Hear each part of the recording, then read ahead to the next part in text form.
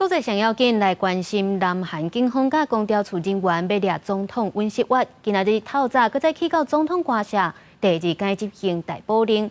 尹锡悦是家己出来，互公调处以领导叛乱的罪名正式该逮捕。在南韩总统尹锡悦的车15透早离开官邸，结束过程6点钟的逮捕令执行过程。南韩高级公职人员犯罪调查处简称公调处15表示。南韩当地时间透早10点33分，执行对尹锡悦的逮捕令，正式以领导叛乱的罪名，加受到国会弹劾来停职的尹锡悦逮捕。原来尹锡悦的辩护律师赵东宪是表示，虽然尹锡悦认为调查行动是违法，不过为了避免进一步的冲突，伊愿意主动接受调查。南韩当地时间15透早4点20分，警方甲公调处的人员搁在前往首尔市龙山区。和南洞的总统官邸，第二届执行对总统尹锡悦的逮捕令。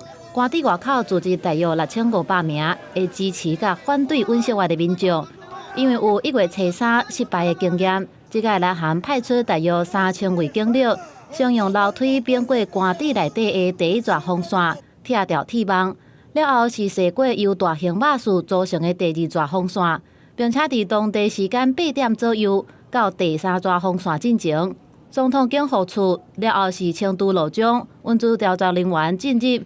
不过，伫1月初3第一届逮捕令执行的时，主导组织逮捕行动的总统警卫处的处长金成勋，伫15先互抓起来。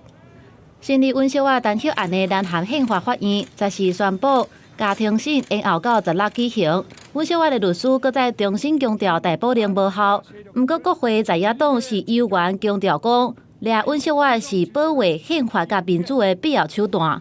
헌법의 적, 민주주의 적으로부터 헌법을 보호하고 대한민국을 지켜야 합니다. 지금 대한민국의 가장 시급한 과제는 윤석열의 체포와 파면입니다.